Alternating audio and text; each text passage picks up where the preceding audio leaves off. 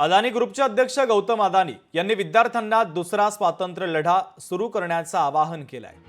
हा संघर्ष वसाहतवादी शासकांच्या विरुद्ध नाही, तर परदेशी तंत्रज्ञान, ऊर्जा आणि डेटा सिस्टीमवरील अवलंबित्वाच्या विरुद्ध लढला जाईल, असं त्यांनी म्हटलेलं आहे। IIT खरगपूरच्या हीरक महोत्सवी समारंभाच्या निमित्तानं त्यांनी हे वक्तव्य केलंय।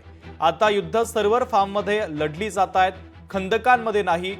IIT खरगपूरच्या हीरक महोत्सवी समारंभात गौतम अदानी बोलत होते।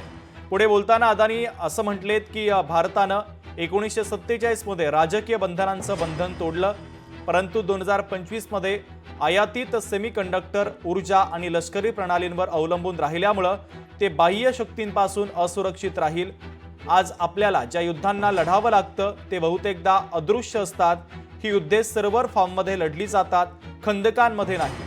ही शस्त्रे अल्गोरिदम आहेत, बंदुका नाहीत। ही साम्राज्य डेटा सेंटरमध्ये बांधली जातात, जमिनीवर नाही, असं अदानी यांनी प्राध्यापक आणि विद्यार्थ्यांनी खचाखच भरलेल्या सभागृहामध्ये सांगितलेलं आहे।